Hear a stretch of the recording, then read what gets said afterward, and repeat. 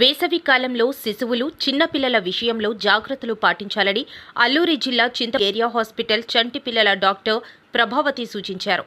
ఉదయం, సాయంత్రం వేళల్లో ఎండ మంచిదే గాని మధ్యాహ్న సమయంలో కాచే ఎండ వలన వడదెబ్బ తగిలే ప్రమాదం ఉందని, అందువల్ల మధ్యాహ్న సమయంలో పిల్లలను ఎండలోకి పంపించకూడదు. ఎండ అధికంగా ఉన్న సమయంలో పిల్లల పట్ల జాగ్రత్త అవసరం. వేసవి కాలంలో పిల్లలకు వడదెబ్బ తగలకుండా కొబ్బరి నీళ్లు, నిమ్మకాయ నీళ్లు, బార్లీ వంటి ద్రవ పదార్థాలు అధికంగా అందించాలి.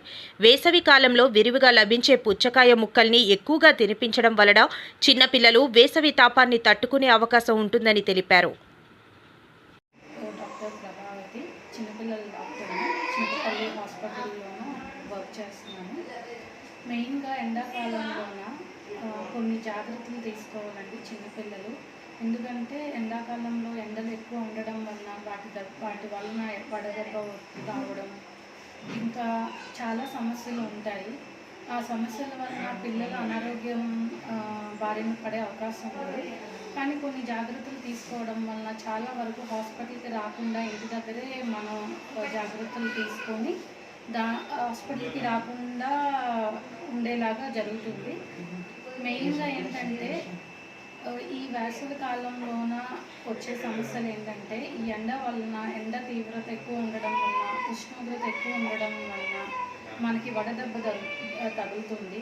ఈ వడదెబ్బ వలన నీరసం అయిపోవడం, వాంతులు రావడం, విరేచనాలు రావడం, ఇలాంటి సమస్యలు వస్తాయి.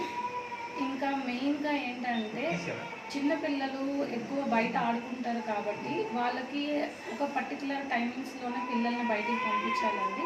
మెయిన్గా ఉదయం ఎండ, సాయంత్రం ఎండ మంచిదండి. ఆ టైంలోనే పంపించవచ్చు ఆడుకోవడానికి.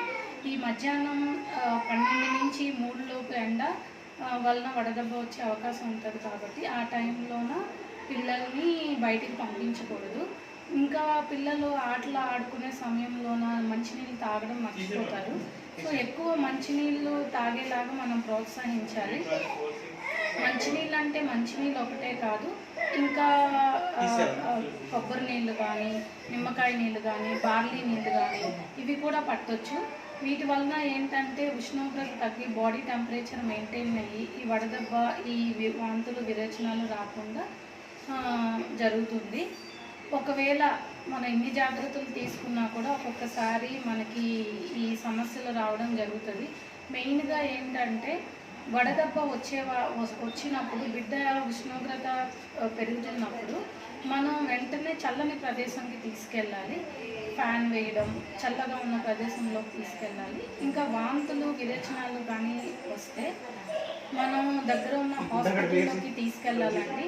సీరియస్ అయ్యేంత వరకు ఉంచకూడదు.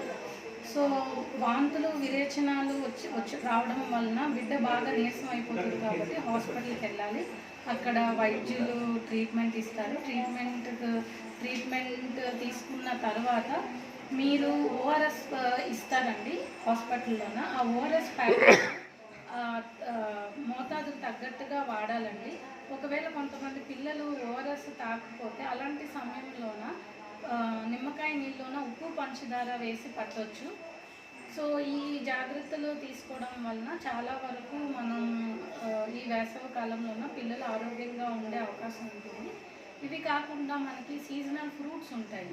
మెయిన్గా ఈ టైంలోన పుచ్చకాయ ఎక్కువ తీసుకోవడం వలన ఈ లోపల ఉన్న ఉష్ణోగ్రత తగ్గి చలవ చేస్తుందండి. ఇంకా ఇది ఎక్కువ ఇంపార్టెంట్. పుచ్చకాయ తీసుకోవడం వల్ల చాలా మంచిది. తగిన టైంలోనే బాగా నిద్ర ఉండాలి పిల్లలకి. నిద్ర చాలా అవసరం. సమతుల్య ఆహారం తీసుకోవాలి. ఈ జాగ్రత్తలు తీసుకోవడం వల్ల చాలా వరకు మనం ఈ వేసవి సమయంలోనే వచ్చే సమస్యలను మనం అరికట్టవచ్చు.